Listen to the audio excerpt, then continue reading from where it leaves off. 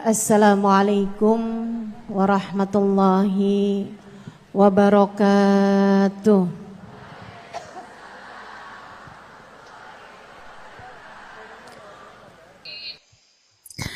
Saudaraku sekalian yang saya muliakan, maka bersihkan sampah-sampah dalam hatimu itu.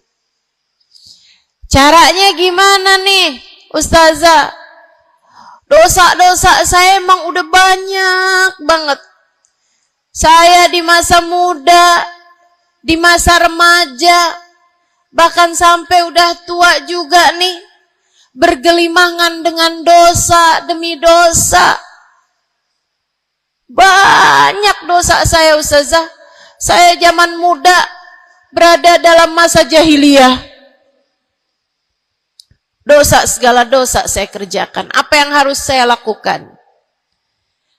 Bersihkan karat-karat dalam hatimu itu dengan taubat.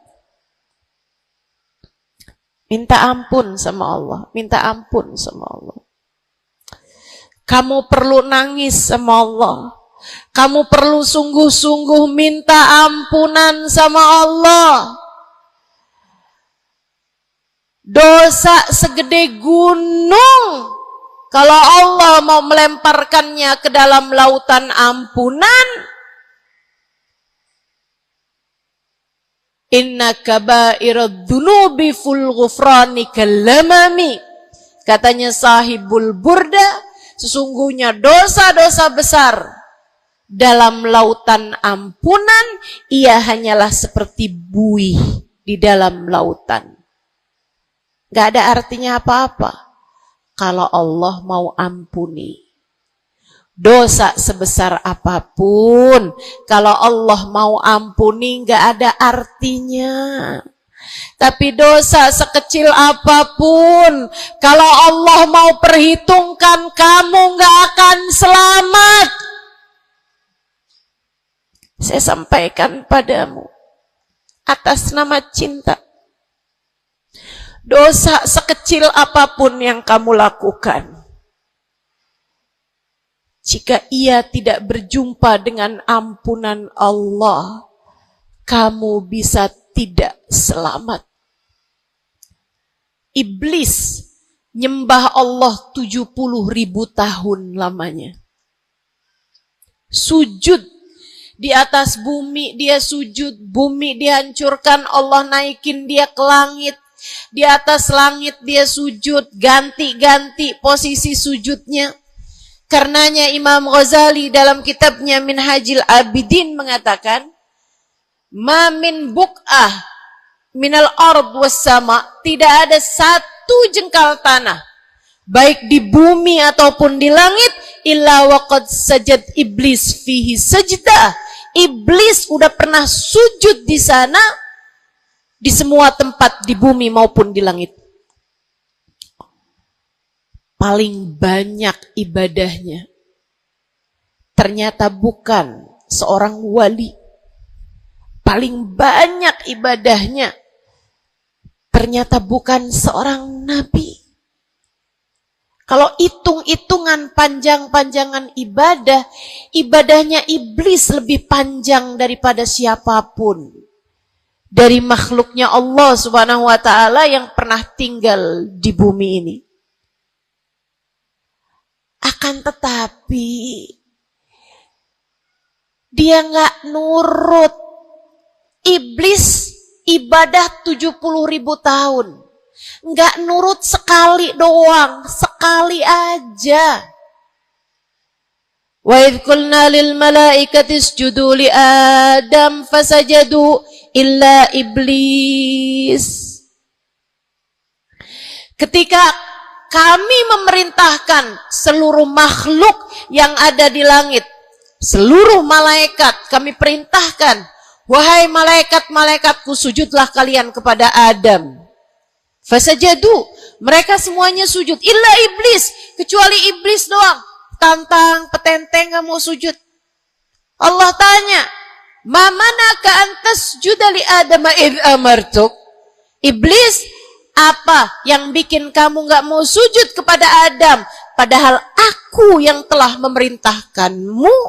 Bukankah kamu selama ini sujud di bumi, di langit untuk menyembahku? Sekarang aku perintahkan padamu untuk sujud. Kenapa kamu nggak mau sujud padanya? Iblis nggak bilang, ya Allah, kan perintahnya tadi malaikat. Saya kan bukan malaikat ya Allah. Nggak gitu. Nggak gitu. Saudariku sekalian yang saya muliakan, bahkan iblis nggak bilang, males ya Allah saya sujud, lagi bisulan, misal. Enggak gitu juga.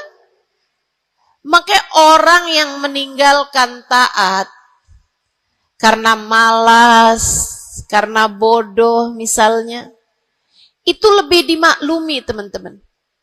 Daripada yang kayak iblis ini nih. Ketika ditanya apa yang membuatmu nggak mau sujud, wahai iblis, kepada Adam, iblis dengan pongahnya, dengan sombongnya mengatakan, ana khairun minhu, saya lebih baik daripada Adam. Khalaqtani min nar wa khalaqtahu min tin. Saya berasal dari api, sementara Adam berasal dari tanah. Tanah diinjak-injak ya Allah, sementara api begitu hebatnya. Fahbit minha fa innaka rajim. Kata Allah, kita yang taat sama dosa sama-sama baik.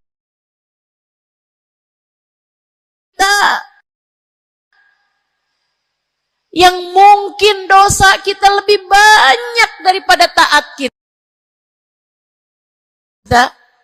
Kayak katanya Habib Ali Habsyi, kadang ada orang Islam, malaikat rokib yang nyatet pahala nganggur berbulan-bulan. Sementara malaikat atid yang nyatetin dosa sibuk bener. Gimana dengan kita? Iblis hanya satu saja melanggar aturan Allah. Allah kemudian mewahyukan padanya, keluar kamu wahai iblis dari surgaku, sesungguhnya kamu terkutuk.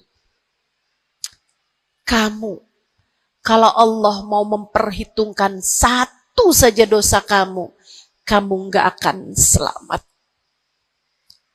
Saya sampaikan padamu, iya kamu, semua yang dengerin saya.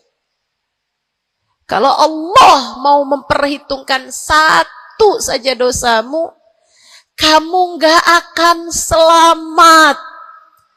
Kamu tidak akan selamat. Tapi kan saya anaknya Fulan bin Fulan. Tapi kan saya keturunannya Fulan bin Fulan.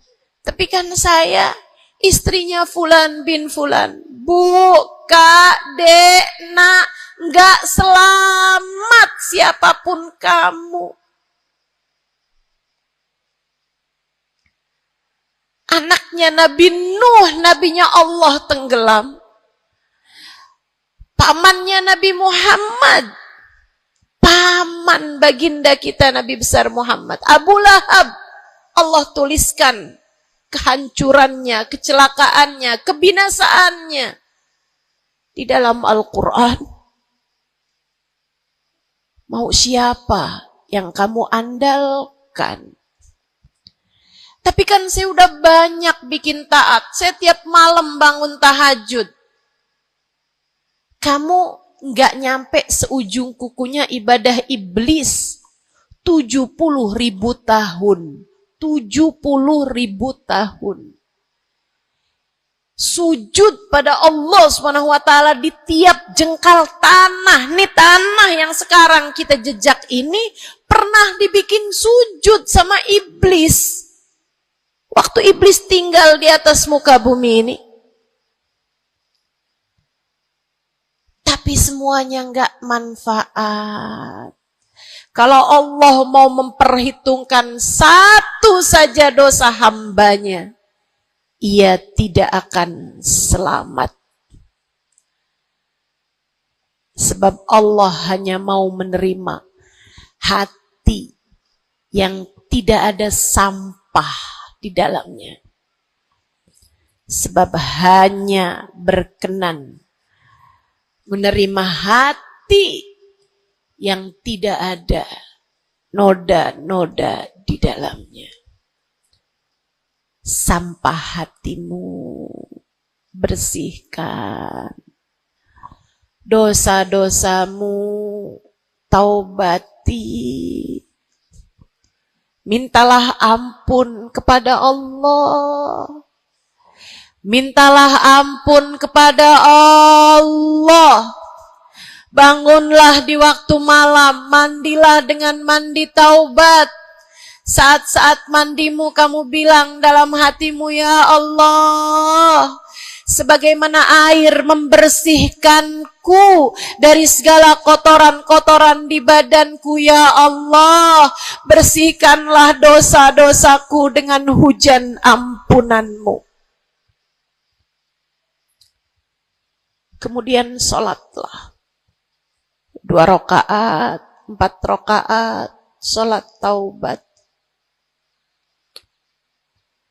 Kemudian sesudahnya, mulailah kamu ingat dosa-dosamu. Mulailah kamu ingat dosa-dosamu. Dari sejak kamu balik sampai sekarang ini. Betapa ia telah menggunung, betapa ia telah melumuri dirimu itu, betapa ia telah menjadikan dirimu kotor.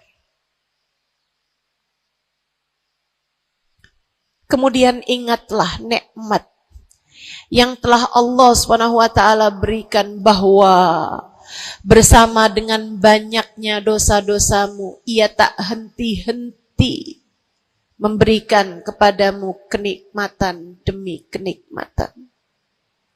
Bahwa meski matamu berulang-ulang kau pandang yang haram dengannya, Allah masih membiarkan matamu dapat melihat. Betapa meskipun telingamu berulang-ulang kamu pakai untuk mendengarkan aib-aib orang, nyatanya sampai sekarang telingamu masih dapat mendengar. Betapa lisanmu, berapa banyak hati tersakiti dari lisanmu itu. Mertuamu kamu sakiti, suamimu kamu sakiti, anakmu bahkan kamu sakiti. Bodoh banget sih jadi anak. Astagfirullah, astagfirullah. Kamu kok bandel banget sih, mama nyesel punya anak kayak kamu. Astagfirullah.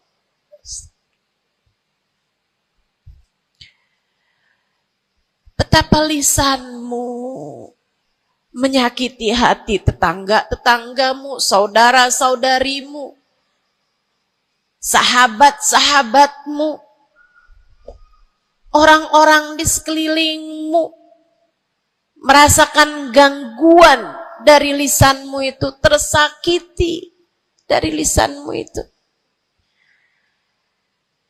Tapi meskipun entah sudah berapa banyak dosa tercatat dari lisanmu, Allah masih tetap membiarkan lisanmu dapat berbicara sampai saat ini. Nikmat tak henti-henti Allah berikan kepadamu, bukan? Betapa durhakanya diri kita. Namun betapa penuh rahmatnya Allah kepada kita. Betapa berlumurannya kita dengan dosa-dosa. Namun betapa Allah bersama dengan segala dosa-dosa yang kita lakukan, tak henti-hentinya membanjiri kita dengan kenikmatan. Wa in ta'uddu ni'matallahi la tuhsuha. Kalau kamu mau hitung nikmatnya Allah, kamu tak akan pernah mampu menghitungnya. Sesudah kamu ingat-ingat dosamu, kamu ingat nikmat Allah kepadamu, kamu ucapkan seperti ucapan baginda Nabi Muhammad.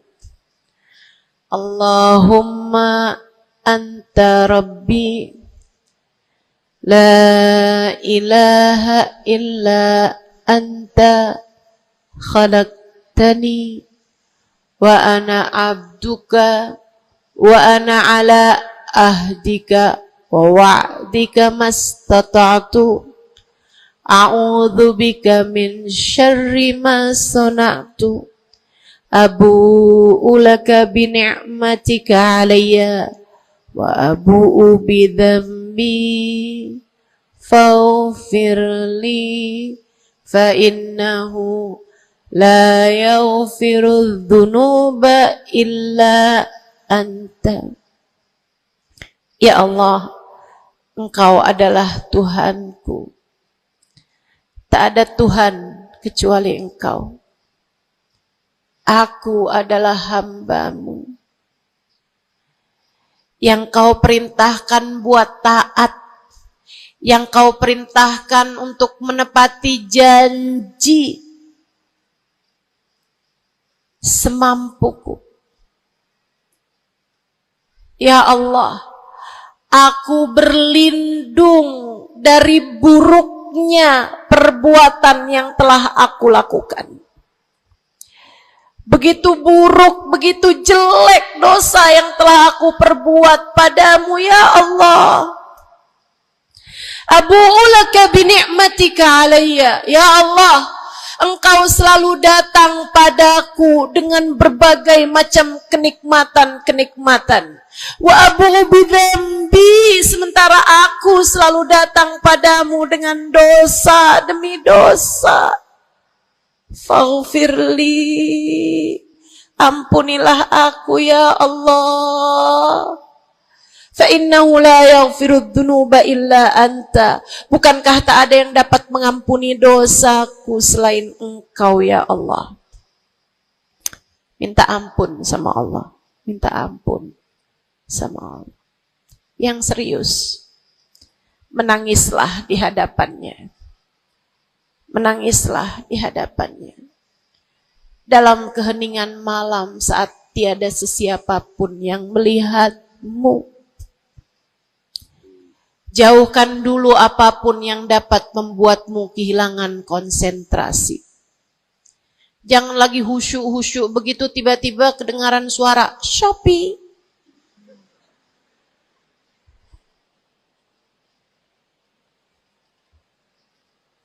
Kamu langsung jadi hilang konsentrasi.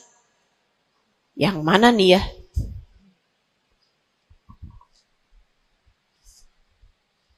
Bismillah. Kalau kamu pengen punya hati yang selamat, nomor 1 adalah taubat. Taubatan nasuha. Taubat yang sungguh-sungguh. Nyesel telah berbuat dosa. Meninggalkan dosa-dosa tersebut. Berjanji untuk tidak mengulanginya lagi. Jika dosanya terkait sama manusia, ada syarat keempat yang harus dilakukan, yaitu meminta maaf kepada orang yang telah engkau sakiti hatinya tersebut. Yang kamu habis bikin dosa sama dia, minta maaf. Mudah-mudahan Allah SWT ampuni dosa-dosa kita. Amin. Semoga Allah ampuni dosa-dosa kita. Amin. Ketika ada seorang ulama ditanya, ya Syekh, wahai Syekh, kalau saya nih punya banyak hajat nih, punya banyak permintaan, tapi waktunya sempit buat doa, doa apa yang seharusnya saya panjatkan? Misalnya nih, lagi sebentar nih bisa kepegang Hajar Aswad, lagi sebentar nih bisa ada di depan Ka'bah, lagi sebentar nih bisa ada di dekat makam Nabi Muhammad sallallahu alaihi wasallam. Sesudah kita ucap salam kepada baginda Nabi, ini apa nih yang harus saya minta kepada Allah? Hajat saya banyak, sementara waktu saya sempit buat doanya. Apa yang harus saya mintakan? Apa sebaik-baik hajat yang perlu kita mintakan di saat tidak banyak waktu untuk memintanya kepada Allah? Syekh tersebut menjawab, is'alil maghfirah, mintalah ampunan dari Allah. Sebab bagaimana mungkin kamu meminta hajat-hajat yang lain sementara kamu masih belum berada dalam pandangan rahmatnya Allah. Kamu masih terusir dari pintunya. Kamu udah minta-minta. Nih kayak istri lagi minggat sama suaminya. Kemudian dia WhatsApp, tolong dong transferin saya. Lah balik dulu.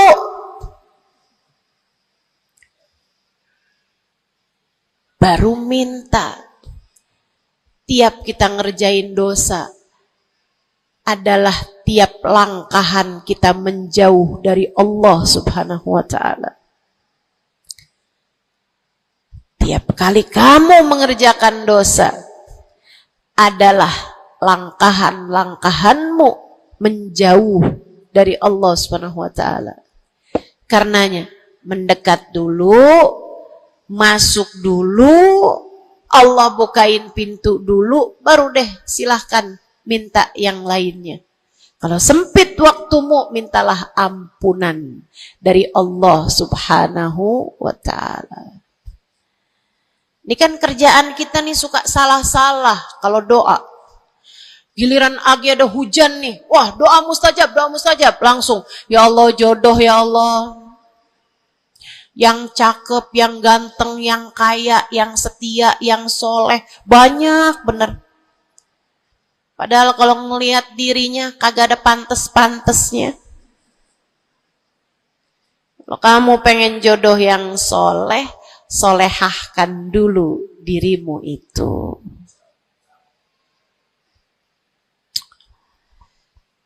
Begitu datang hujan, ya Allah, duit yang banyak ya Allah, duit yang banyak ya Allah.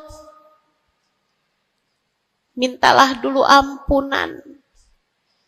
Sebab kamu mati nggak bawa jodoh nggak apa-apa, kamu mati nggak bawa duit nggak apa-apa. Tapi kita mati harus bawa ampunan Allah subhanahu wa ta'ala.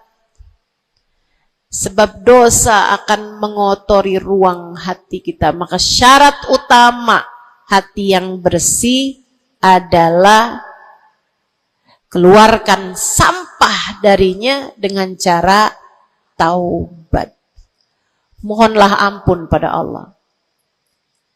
Secara serius.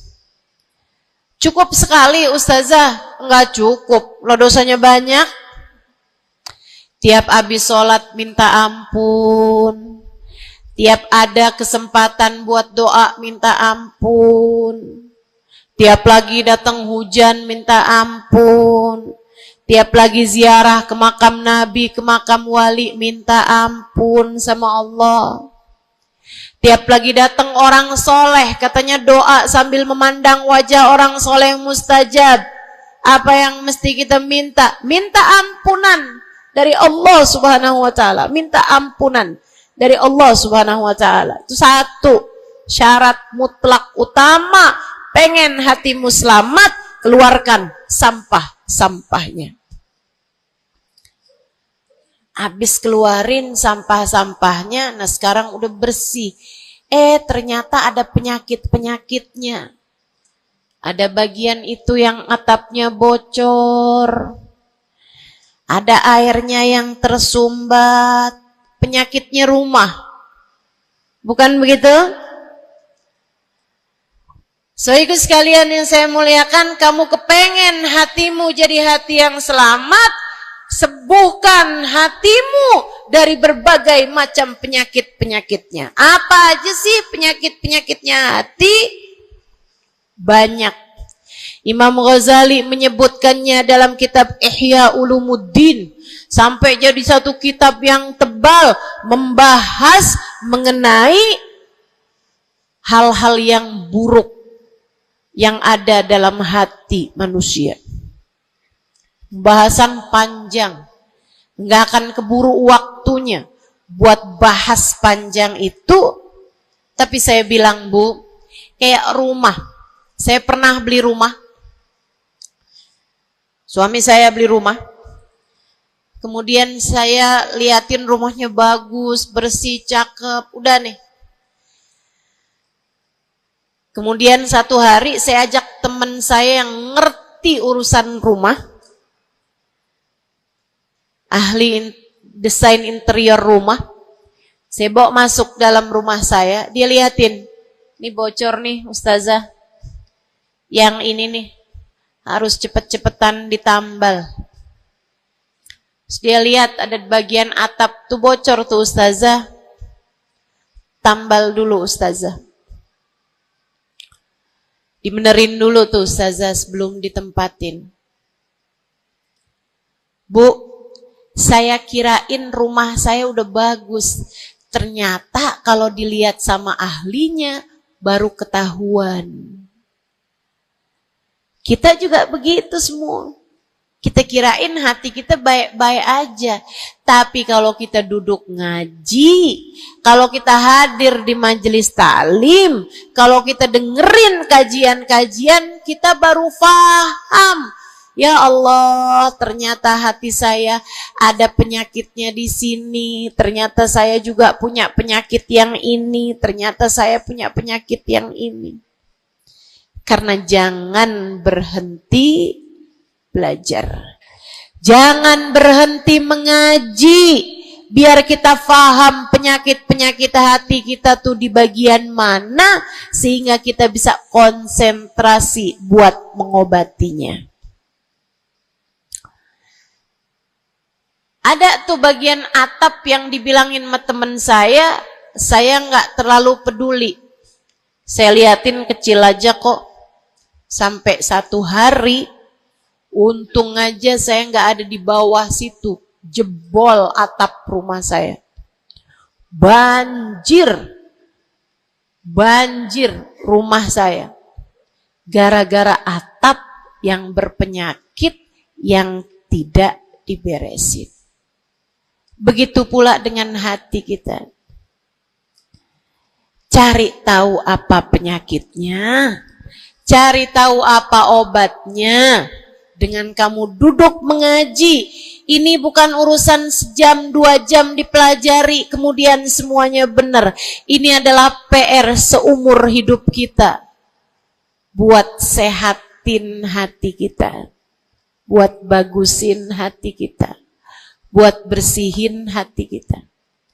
Penyakit hati paling berbahaya namanya kesombongan. Dan Bu, Kak, Dek, Nak, siapa di antara kita yang selamat darinya?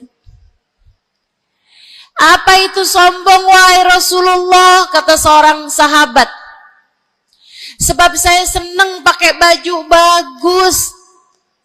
Saya Rasulullah senang makan enak, senang pakai baju bagus. Saya sombong kalau gitu wahai Rasul. Enggak, bukan itu yang namanya sombong. Kamu punya baju bagus, pakai. Jangan punya baju bagus. Saya kalau pakai ini kelihatannya sombong. Ya udah saya pakai yang rombeng-rombeng aja.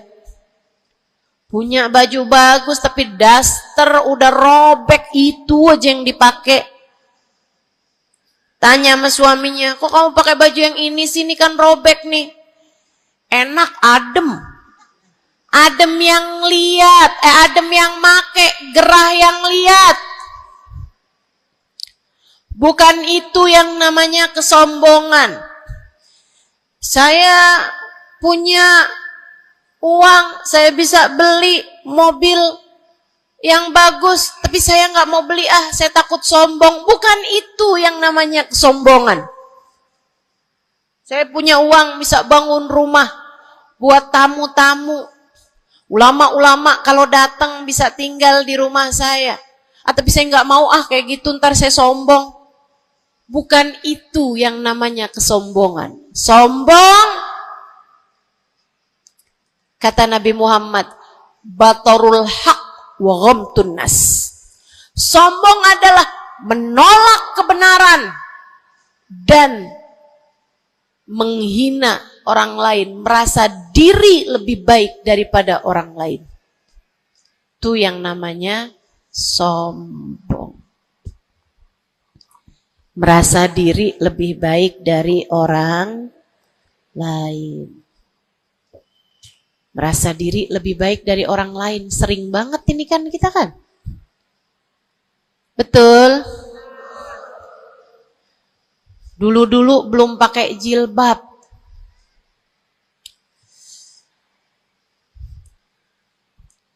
Nggak ngerjain taat yang namanya menutup aurat.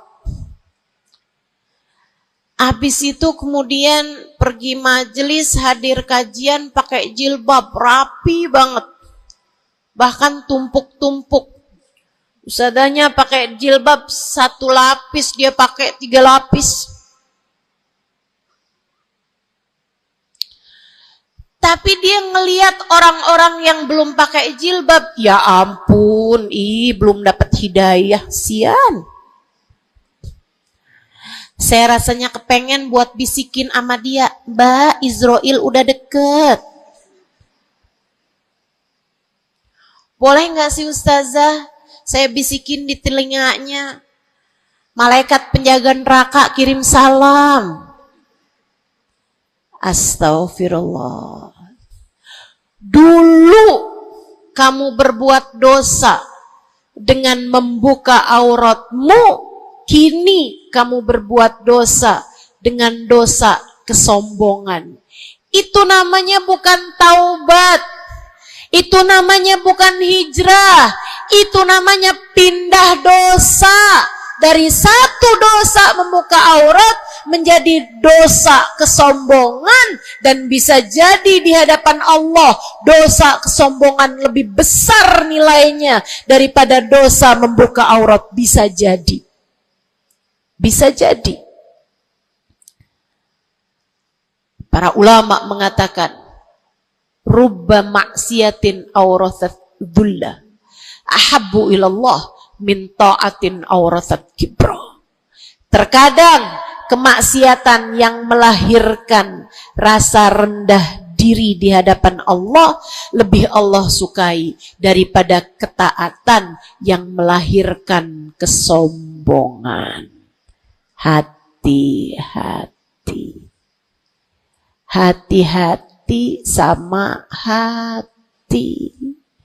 Jangan biarkan kesombongan merusak hidupmu. Jangan.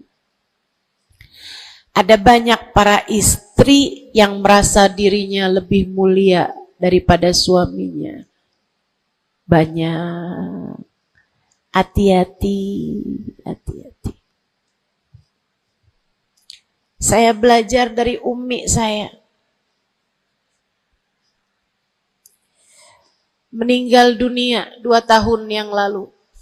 Belum sampai hampir 2 tahun. Saudariku sekalian yang saya muliakan, saya sering bilang sama umi saya, Mi, maafin saya Mi ya. Umi saya bilang, Nak, maafin Umi ya. Umi punya salah sama kamu nggak kurang daripada salah kamu sama Umi. Umi punya dosa sama kamu pasti lebih banyak daripada dosa kamu sama Umi.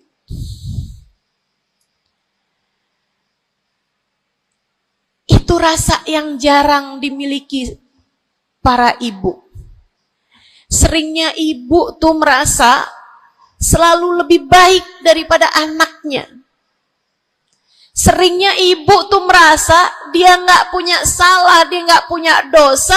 Yang punya dosa banyak tuh anaknya kepada dirinya, bukan begitu?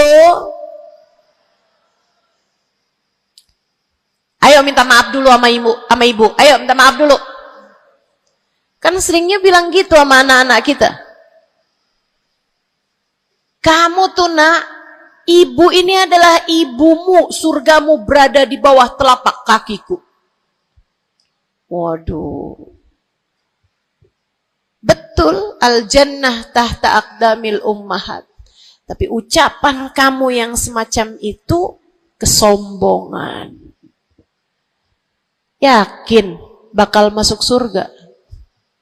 Yakin? Yakin bakal masuk surga, Bu? Para ibu yang suka bilang surgamu anakku berada di bawah telapak kaki ibumu, yakin kamu bakal masuk surga? Hah? Allah nggak pernah wajib memasukkanmu ke dalam surga, Bu. Allah nggak pernah wajib menghindarkanmu dari api neraka, Bu. Allah nggak pernah wajib menjadikanmu ada di belakang Nabi Muhammad. Kalau kamu sampai Allah usir dari surganya, Allah masukkan kamu ke dalam nerakanya, kamu bisa apa?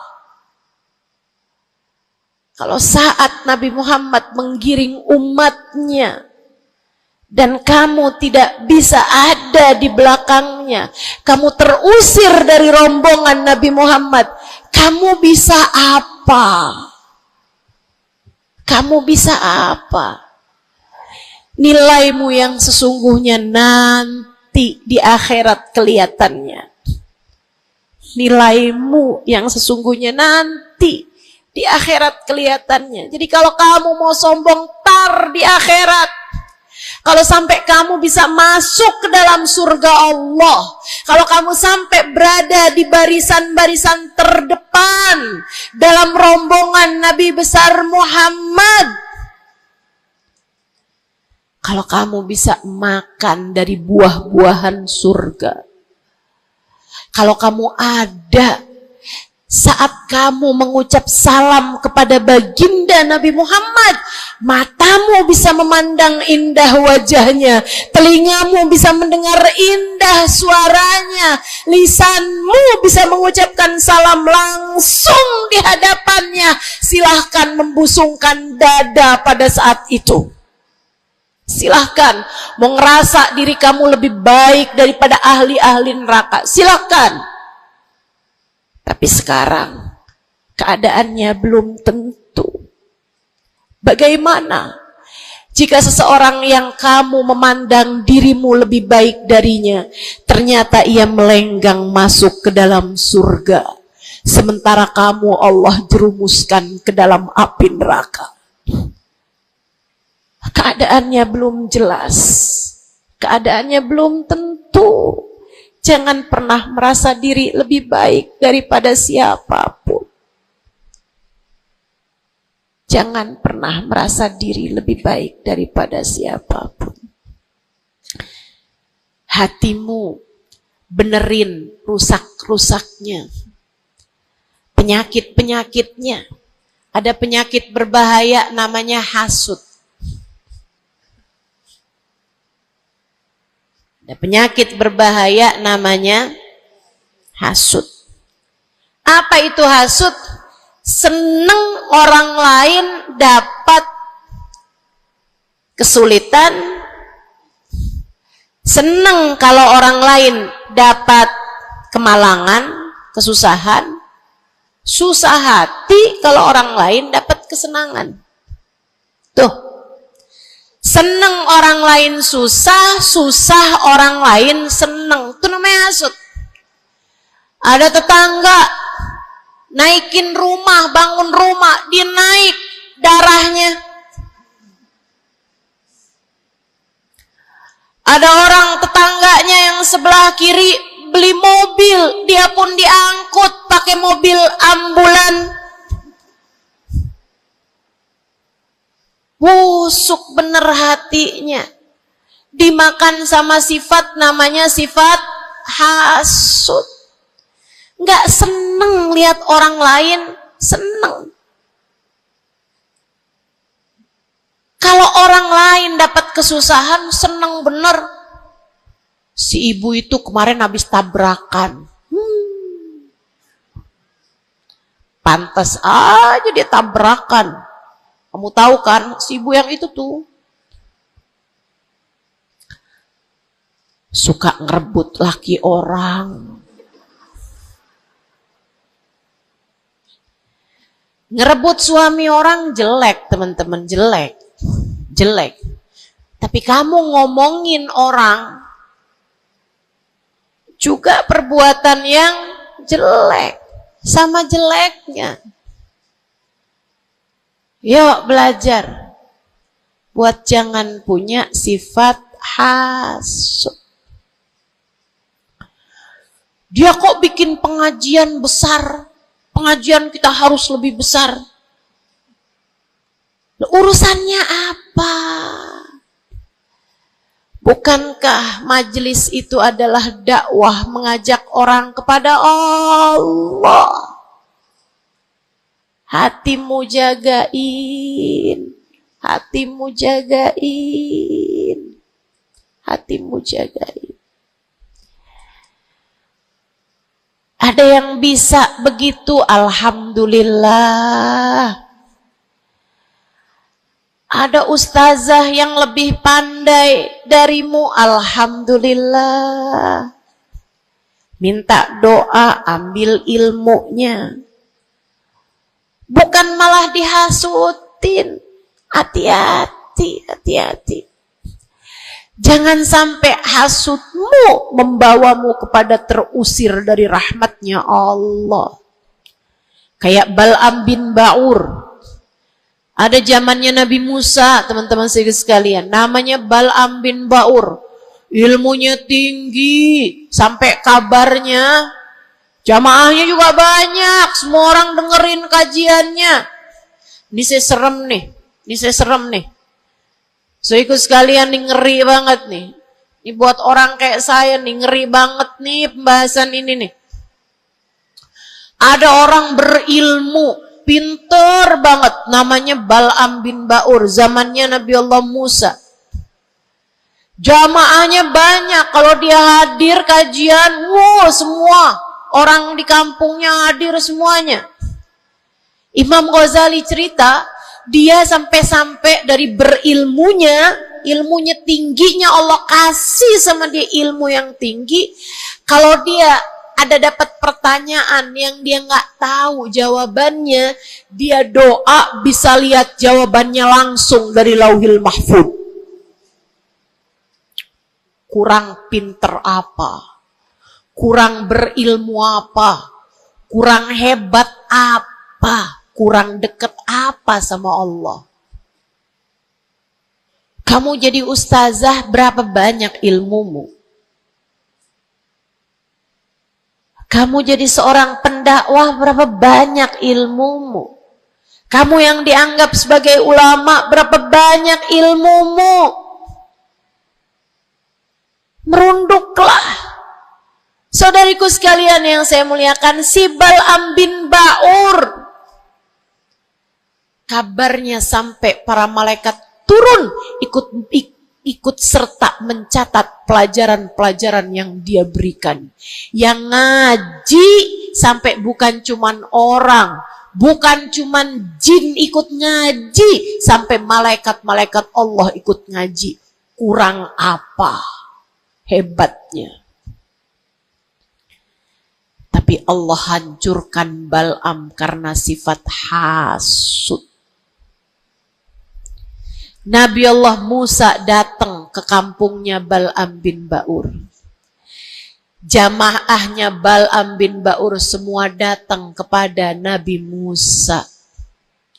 Nabinya Allah, tentu saja semua datang.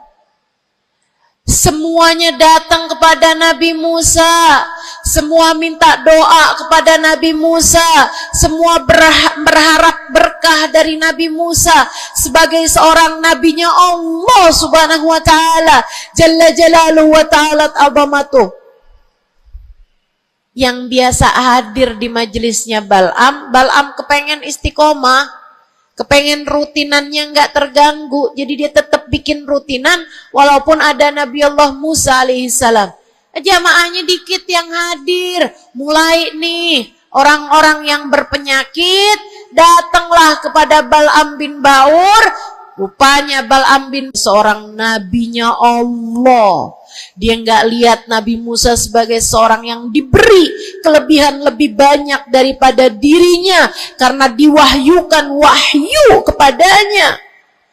Bal'am bin Ba'ur termakan sifat hasud. Ia pun berdoa meminta kepada Allah, ya Allah hancurkanlah Musa. Ya Allah, hancurkanlah Musa. Hancurkanlah Musa ya Allah. Saudaraku sekalian yang saya muliakan, Allah angkat semua kelebihannya Bal'am bin Ba'ur. Bahkan kabarnya dialah orang ateis pertama di atas muka bumi ini yang mengatakan alam semesta enggak ada Tuhannya. Ngeri, ngeri, ngeri. Allah cabut bahkan iman dari dalam hatinya Bal'am bin Ba'ur. Iman Allah cabut. Dari yang asalnya berilmu kayak begitu, Allah sampai cabut imannya, teman-teman saudaraku sekalian. Allah pun ceritakan tentang Bal'am bin Ba'ur dalam Al-Quran. Kata Allah Subhanahu wa taala, "A'udzu billahi minasyaitonir rajim. Famathaluhu kamathalil kalbi in tahmil alaihi yalhath au tatrukhu yalhath." Perumpamaannya Bal'am bin Ba'ur seperti anjing. Kalau kamu angkat, dia menjulur-julurkan lidahnya. Kalau kamu tinggalkan, dia pun juga tetap menjulur-julurkan lidahnya. Dianjing-anjingin, bukan sama orang, sama Allah Subhanahu wa ta'ala. Lihat betapa Allah Subhanahu wa ta'ala kalau murka sama seseorang nggak tanggung-tanggung. Siapapun kamu, kalau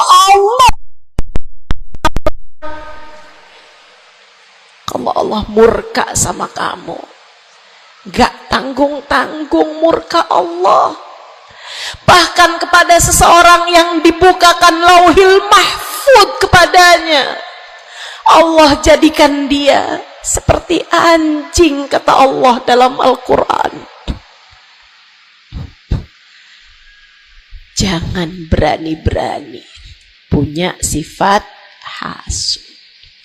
Ingat, kalau ada orang diberi kelebihan lebih daripada kamu, ingat, yang ngasih kelebihan itu satu, namanya. Kalau ada seseorang tertimpa kemalangan, jangan sok-sokan merasa diri lebih baik daripada orang tersebut. Ingat, yang ngasih kemalangan kepadanya hanya satu, namanya Allah. Hati-hati sama sifat namanya sifat hasud. Satu, bersihkan hatimu dari sampahnya yaitu dosa dengan cara taubat dan mohon ampun terus-terusan. Kedua, benerin rusak-rusaknya hatimu, penyakit-penyakitnya hatimu, yang terutamanya adalah sifat sombong dan sifat hasud. Hatimu belajar untuk tidak membenci siapapun. Hatimu belajar buat gak benci sama siapapun. Yang terakhir, kalau kepengen hatimu selamat, hiasi. Kalau rumah nih, udah sampahnya udah bersih, rusak-rusaknya udah dibenerin, udah direnovasi, sekarang tinggal yang terakhir. Apa itu? Hias-hiasi rumahmu. Pasangin horden, pasangin lampu yang bagus, pasangin lantai yang bagus, ditaruhin dekorasi-dekorasi, pajangan-pajangan kamu taruh-taruh, ada sofa, ada tempat tidur, dihias-hiasi rumahnya. Dicat rumahmu itu dengan warna-warna yang cocok. Kan begitu? Hiasi hatimu dengan cinta. Hiasi hatimu dengan cinta. Hatimu ada cinta kepada yang semestinya dicinta. Siapa? Nomor 1 Allah, nomor 2, nomor 3 cintai apapun dan siapapun pada cintanya Allah dan Rasulnya. Cintai ulama karena mereka adalah pewaris para nabi. Cintai habaib dan syaraif karena mereka adalah orang-orang yang punya nasab sambung sama baginda Nabi besar Muhammad sallallahu alaihi wasallam. Cintai keluarga Nabi Muhammad, cintai para istri-istri Nabi Muhammad, cintai para sahabat-sahabat Nabi Muhammad, terutamanya Al-Khulafaur Rasyidin, Sadatina Abi Bakar wa Umar wa Uthman wa Ali. Cintai para sahabat Nabi Muhammad, cintai para ulama-ulama kita di sepanjang zaman, cintai Imam Syafi'i, Imam Maliki, Imam Hambali, Imam Hanafi. Cintai para ulama-ulama kita dari atas sampai kepada ulama-ulama kita yang sekarang ada. Cintai siapapun yang bawa Nabi Muhammad, bawa Allah, yang bikin kamu jadi kenal Allah, kenal Nabi Muhammad. Cintai. Pada cinta mereka terdapat cintanya Allah. Cintai anak-anak yatim sebab mereka dicintai sama Nabi Muhammad. Cintai orang-orang fakir karena mereka dicintai sama Nabi Muhammad. Cintai suamimu sebab kalau kamu cintai suamimu ya, bukan suami orang. Punya suami nggak dicintai, suami orang dia cintai. Astaghfirullah. Cintai suamimu, Bu, sebab dalam cintamu kepadanya mendekatkanmu kepada cintanya Nabi Muhammad, mendekatkanmu kepada cintanya Allah. Kamu sayangi, kamu hormati, kamu muliakan suamimu, Allah ridho kepadamu, Nabi Muhammad sayang kepadamu. Cintai orang tuamu sebab Allah memesankan kepada kita untuk cinta kepada orang tua kita. Cintai anak-anakmu sebab mereka umatnya Nabi Muhammad. Mereka umatnya Nabi Muhammad. Nabi Muhammad sangat sayang sama umatnya yang masih kecil-kecil. Nabi Muhammad sangat sayang sama umatnya yang masih belia, masih remaja. Mereka disayangi sama Nabi Muhammad, maka kamu pun harus sayang sama mereka. Yang tua-tua diantaramu sayangin, yang muda-muda diantaramu sayangi. Kata Nabi Muhammad, laisa minna man lam yuqir kabirona walam yarham saghirona. Tidak termasuk diantara umat Islam yang gak hormat sama yang tua, yang gak sayang sama yang muda. Cintai semuanya.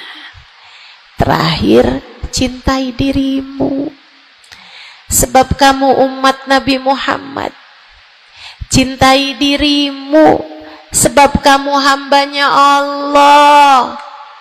Jangan merasa diri nggak berharga. Dirimu berharga. Dirimu layak masuk surga kalau kamu taat sama Allah. Jangan menganggap diri nggak ada artinya. Jangan. Kamu berarti sebab ada kalimat paling tinggi di dalam hatimu. Bunyinya kalimat La ilaha illallah Muhammad Rasulullah. Kamu berharga, saudariku sekalian. Kamu berharga. Jangan mau menghinakan dirimu dengan kemaksiatan. Jangan mau menghinakan dirimu dengan merebut suami orang. Jangan mau menghinakan dirimu dengan berharap uang. Kemudian kamu meminta-minta kepada orang. Kamu mengemis-ngemis kepada orang. Kamu umat Nabi Muhammad. Kamu hamba Allah Subhanahu wa ta'ala. Kalimat indah ada di dalam hatimu. Jangan hinakan dirimu itu. Mari terhormat, jalanin sholat, jangan pernah tinggal. Mari terhormat, tutup auratmu, jangan dibuka-buka. Mari terhormat, cintai dirimu, bangun di waktu malam, sholat malam, angkat tangan, minta kepada Allah. Mari terhormat, baca sholawat sebelum tidur. Wahai Rasulullah, saya adalah umatmu, berharap akan dapat masuk surga di belakangmu ya Rasulullah. Mari cintai dirimu sebagai hamba Allah, sebagai umat Nabi Muhammad. Insya Allah. 3 hal itu jika kamu lakukan, bersihkan hati dari dosa-dosa, sembuhkan penyakitnya hati yang ada dalam dirimu. Kemudian yang terakhirnya, hiasi hatimu dengan cinta dan kasih sayang kepada siapapun yang ada di atas muka bumi ini. Sayangi aja semuanya, cintai aja semuanya, sebab dalam cinta kepada semuanya terdapat cintanya Allah dan Rasulnya. Saya sakit, tapi saya tetap datang ke Pontianak karena saya sayang, karena saya cinta sama orang-orang Pontianak. Bukan karena Pontianaknya, tapi karena yang berkumpul di sini adalah umatnya Nabi Muhammad. Saya berharap dengan saya datang padamu, umatnya Nabi Muhammad, semoga Nabi kalian berkenan memandang saya dengan kasih sayangnya. Saya datang ke sini walaupun sakit, karena saya tahu kalian semua hambanya Allah. Ada keberkahan dalam diri kalian yang saya berharap mendapatkan itu. Saya berharap dengan saya datang padamu, Allah Tuhanmu berkenan merahmati saya sebagai hambanya. Yuk, sayangi semuanya. Yuk, cintai semuanya. Rabbana zalamna anfusana wa illam taghfir lana wa tarhamna lanakunanna minal khasirin.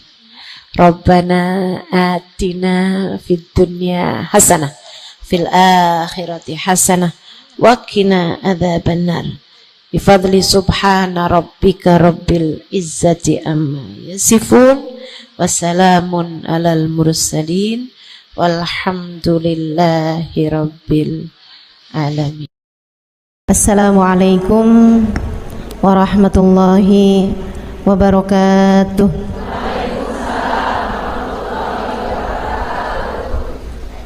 Alhamdulillah, wassalatu wassalamu ala rasulillah Muhammad ibn Abdillah wa ala alihi wa sahbihi wa man wala.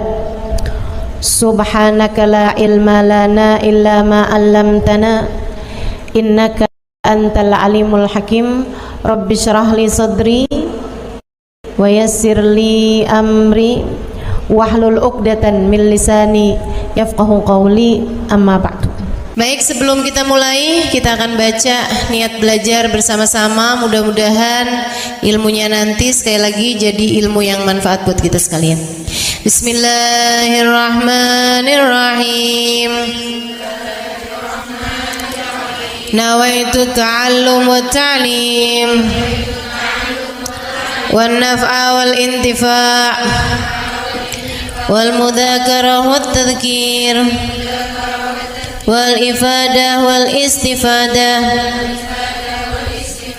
wal hidza 'ala tamassuk bi kitabillah wa sunnati rasulillah sallallahu alaihi wa alihi wa sallam wa du'a ilal huda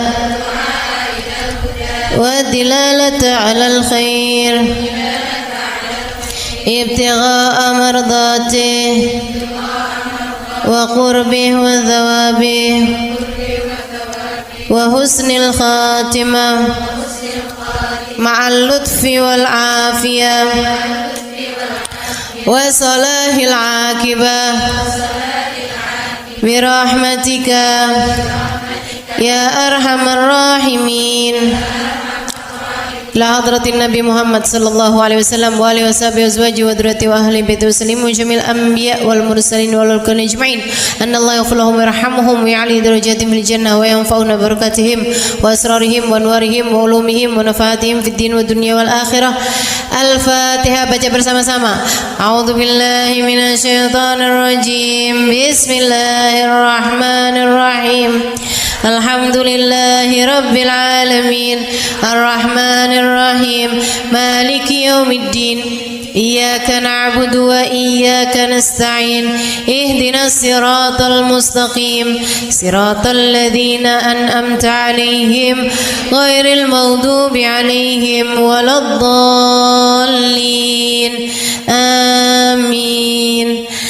Taqabbalallah minna wa minkum, taqabbal ya karim. Warraghbah fid dunya, sementara rakus ambisi terhadap dunia, tukathirul ham, bikin banyak sumpah, wal hazan, dan bikin banyak kesedihan. Bikin sedih badan kita, bikin sedih hati kita, bikin sumpek dan bikin akhirnya jadi berpenyakit ya badan kita ini. Ar-raghbah fid dunya. Wal batalah, sementara batalah, kalau di situ diartikan apa batalah? Nganggur ya, benar. Cuman bahasa yang enak apa ya? Tugasil galba, lalai dari Allah, maksudnya ya nggak kepengen dunia juga, nggak kepengen akhirat juga gitu, kayak gabut. Anak zaman sekarang bahasanya gabut ya. Gabut itu apa sih sebenarnya? Nggak ada kerjaan gitu kan? Itu kayak ada singkatan nggak butuh gitu kali ya, dari itu ya. Nggak ngapa-ngapain gitu, pengangguran aja gitu, nggak jelas. Wal batalah tuh terlena, nganggur gitu kan, tidur mulu gitu, luntang lantung. Ada orang luntang lantung gitu kan, dibilang luntang lantung, dibilang lantung luntang. Tugasil galba, bikin keras hati. Bikin keras hati. Nganggur tuh penyakit bahaya memang. Bahaya. Wa qala alaihi salatu wassalam, dan bersabda pula baginda Nabi besar Muhammad, naja awwalu hadhil umma bizuhdi wal yaqin. Awal umat ini terselamatkan dengan zuhud, wal yakin, dan dengan keyakinan yang kuat. Wasayahlik akhiruha bil hirsi wa tulil amal, dan akan hancur akhirnya umat ini, akan hancur disebabkan hirs, ambisi terhadap dunia, wa tulil amal, dan panjang angan-angan. Wa ma warada minal ayati wal akhbar wal athar fi dhammid dunya wa dhammil muhibbina laha warraghibina fiha wa dhammil hirsi 'alaiha kharijun anil hasr. Dan apa yang warid, apa yang datang dari ayat, hadis, athar itu yang disampaikan oleh Nabi maupun para ulama, fi dhammid dunya, dalam celaknya dunia, maksudnya mengenai betapa buruknya dunia, betapa buruknya orang-orang yang mencintai dunia, betapa buruknya orang yang ambisi terhadap dunia, dan mil hirs 'alaiha, betapa buruknya orang yang rakus terhadap dunia. Banyak sekali kharijun anil hasr, enggak bisa kehitung. Ayat, hadis maupun ucapan para ulama mengenai betapa buruknya dunia, betapa buruknya para pecinta dunia dan lain sebagainya ini banyak banget hadisnya, keterangannya enggak kehitung. Watasani fil ulama, dan karangan-karangan para ulama rahmatullahi alaihim, semoga rahmat Allah senantiasa tercurah kepada mereka, minas salaf wal khalaf, baik dari ulama zaman dulu maupun ulama-ulama belakangan, masyhunah bidzalik, penuh sekali dengan hal-hal yang seperti itu. Kayak Imam Ghazali gitu kan, nulis dalam kitabnya baik Ihya Ulumuddin ataupun kitab yang terakhirnya beliau itu namanya Minhajul Abidin dan lain sebagainya, itu banyak banget mengenai hal-hal yang seperti ini gitu. Betapa pentingnya kita untuk zuhud terhadap urusan dunia. Tsumma inad dunya ibaratun wallahu a'lam bisawab. Sampai situ ya. Nabi Muhammad alaihissalam mengatakan, az-zahada fid dunya tuyrihul qalba wal badan. Zuhud dunia nih. Apa tuh zuhud? Zuhud itu teman-teman tidak mengharapkan kesenangan dunia dari Allah sekalipun ya, enggak minta gitu, enggak seneng gitu sama kesenangan dunia dari Allah. Itu namanya zuhud akhirat. Dan juga teman-teman, zuhud ama manusia itu tidak menginginkan apa yang ada pada manusia, apa yang dimiliki orang enggak kepengen. Itu kan, itu namanya zuhud fima fi aidin nas. Ini disampaikan Nabi Muhammad dalam hadisnya, izhad fid dunya yuhibbukallah wazhad fima fi aidin nas yuhibbukan nas. Kata Nabi Muhammad alaihissalam, zuhudlah kamu dari dunia. Zuhud tuh enggak seneng, enggak ambisi, enggak fokus kepada kesenangan dunia maupun pencapaian dunia. Hati-hati, tipis teman-teman bedanya, gitu kan? Pencapaian dunia, saudara sekalian, kayak gini loh, banyak followers, majelisnya jadi rame, itu tipis tuh antara kamu kepengen akhirat sama kamu kepengen dunia. Buat siapanya? Bukan buat yang hadir. Saya rasa kalau yang hadir mudah-mudahan baik gitu kan. Tipisnya itu buat pelaku-pelaku dakwah, baik yang rumahnya buka buat majelis atau dia buka majelis, atau yang ngajarnya nih gitu. Karena kalau tujuannya senengnya itu adalah urusan-urusan dunia, tuh tipis banget setan nantinya tuh bisa masuk dari arah situ.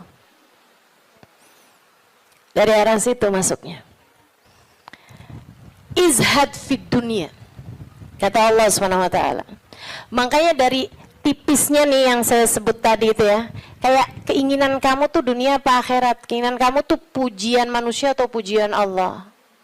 Itu sampai-sampai banyak dari para wali-walinya Allah Subhanahu wa taala meninggalkan kemasyhuran dunia karena khawatir sama hatinya.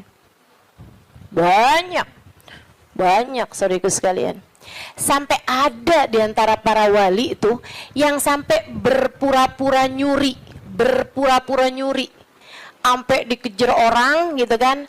Kenapa dikejar orang? Karena yang dia curi adalah bajunya seorang perempuan yang lagi mandi. Ada orang lagi mandi, wali loh yang ngerjain. Untung belum zaman viral internet ya. Ini kalau zaman viral internet kayak apaan tuh orang ngejudge dia tuh kan, udah nganggepnya udah yang udah hancur banget dah gitu. Tapi memang itu yang dicari sama beliau. Yang dicari sama beliau adalah menghindar dari kepopuleran, menghindar dari apa yang orang-orang cari dari kemuliaan dunia, karena khawatir hatinya terselip rasa keinginan untuk dianggap mulia di dunia menghancurkan kemuliaannya di akhirat.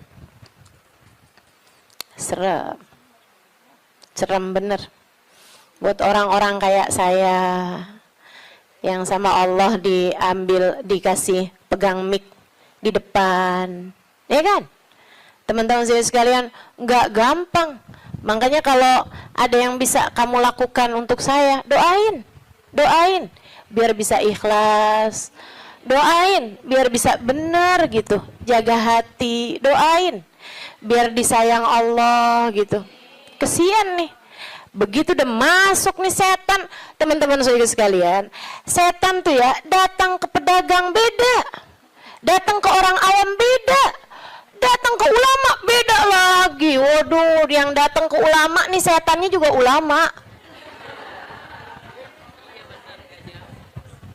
Setannya juga kelas profesional, gitu kan?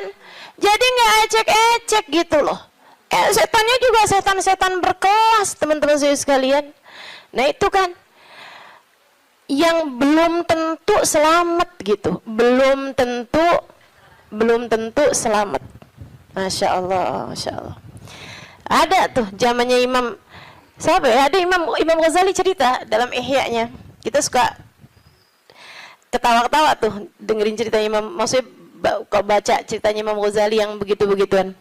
Kata Imam Ghazali dalam Ihya-nya tuh, ada orang atau di Minhaj ya, wallahu a'lam, pokoknya salah satu kitab Imam Ghazali lah. Imam Ghazali cerita, ada orang dia itu ulama, teman-teman. Cuman ulamanya itu masih suka yang ya gitulah, masih ada kesenangan dunianya. Senang sama popularitas, senang sama dimuliain orang, senang sama ini sama itu sama ini sama itu. Ada satu ulama khomul, ulama yang lain nih, ulama yang nggak seneng namanya terkenal, nggak seneng, dia nggak seneng sama urusan begituan, urusannya antara dia sama Allah, tapi ilmunya luar biasa. Ulama yang kedua nih, yang kedua. Ini ulama yang pertama nih, saya nggak inget namanya gitu ya. Dua-duanya nih saya nggak inget namanya. Nah ulama yang pertama nih, dia lagi khutbah Jumat, teman-teman saya sekalian. Dia ngomong sesuatu yang dinisbatkan kepada ulama yang kedua yang nggak senang keterkenalan apa ini, teman-teman. Dia ngomong bahwa saya pernah dengar kayak, kan ada orang-orang itu ya Allah, mudah-mudahan Allah bersihkan hati kita semuanya nih ya. Ada orang-orang yang kalau cerita sama orang lain, bahkan di mic sekalipun, senang menunjukkan kedekatannya sama ulama yang lain atau sama orang-orang yang berilmu, guru-guru apa segala macam gitu kan ya. Yang tujuannya adalah biar orang tahu nih, gua deket sama si ini, gua deket sama si itu. Paham maksud saya? Mudah-mudahan Allah selamatkan hati saya, mudah-mudahan Allah selamatkan hati kita semua. Sehingga sekalian, dia bilang tentang ulama B nih. Dia bilang, saya pernah dengar Syekh ini mengatakan gitu kan. Syekh itunya hadir di majelis tersebut, ya. Dan yang diomongin sama Syekh A ini tentang Syekh B, itu nggak pernah diomongin sama Syekh B-nya. Paham? Jadi ulama A ini bohong tentang ulama B. Bohongnya di khutbah Jumat, cuman untuk menunjukkan betapa dekatnya dia sama ulama B tersebut itu. Dia ngomong kayak begitu, sehingga sekalian, tahu apa yang dikerjain sama ulama B? Ulama B ini yang, kenapa nih anak? Beliau berdiri nyabut bulu ketiak di tengah orang banyak. Beliau berdiri nih, beliau berdiri kemudian nyabut bulu ketiak. Heh, Syekh, kurang ajar kamu. Ini waktunya khutbah. Saya nggak pasti itu khutbah Jumat atau khutbah yang lain nih ya. Ala kulli hal, Syekh, ngapain kamu di waktunya khutbah, kamu malah cabut bulu ketiak? Duduk Syekh, nggak punya adab.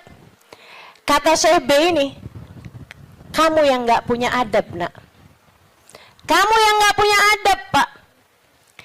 Kenapa kamu mengingatkan saya untuk sesuatu hal yang sunnah? Nyabut bulu ketiak, kalau salah mah hari Jumat ya. Nyabut bulu ketiak hari Jumat hukumnya sunnah. Ala sunnah. Walimada astahi, dia bilang. Kenapa saya mesti malu? Kamu gak punya malu apa depan orang-orang kamu nyabut bulu ketiak? Bulu ketiak itu kan buat laki-laki, sama laki-laki nggak aurat. Sesama perempuan aja nggak aurat. Bulu ketiak ya, maaf ya. Teman-teman sekalian, beliau bilang walimada astahi. Kenapa saya mesti malu? Ana ala haq wa anta alal batil. Saya mengerjakan barang hak, kamu mengerjakan barang batil. Dia bilang saya mengerjakan barang hak, nyabut bulu ketiak sunnah hari Jumat. Dia bilang kamu ala batil, karena kamu menceritakan tentang saya sesuatu yang tidak pernah saya katakan. Saya Syekh Fulan, sebutin nama dia namanya. Ya Allah, merah padam mukanya. Seram teman-teman, seram. Ya gitulah. Kadang-kadang tuh sampai tipis banget keinginan dakwah atau keinginan pamer. Tipis. Setannya tuh ngebisikin sampai kayak suara semut. Katanya Nabi Muhammad alaihi salatu wassalam, "Ar-riya yadhubbu ala ummati kadhabibin naml." Riya itu bersuara di hati umat saya kayak suaranya semut, nyaris enggak kedengeran suaranya. Antara kamu seneng agama Allah jadi tinggi atau kamu seneng nama kamu jadi tinggi. Tipis, segaris, bahkan lebih tipis daripada kulit bawang, teman-teman. Oke, mesti terus minta perlindungan sama Allah. Ya Allah, ya Allah, ya Allah, ya Allah. Bimbing terus ya Allah, ya Allah, ya Allah. Gitu. Mudah-mudahan Allah karuniakan keikhlasan bagi kita sekalian, insya Allah. Sebab yang namanya pencapaian akhirat, teman-teman. Dan pencapaian akhirat kita nggak pernah tahu. Pencapaian akhirat tuh kita nggak pernah tahu. Taunya kapan? Ntar di akhirat. Namanya juga pencapaian akhirat. Taunya entar di akhirat. Saat kamu berhasil menghadap Nabi Muhammad. Saat namamu menjadi seseorang yang dikenal oleh Nabi Muhammad. Kalau mau bangga, tar di sana.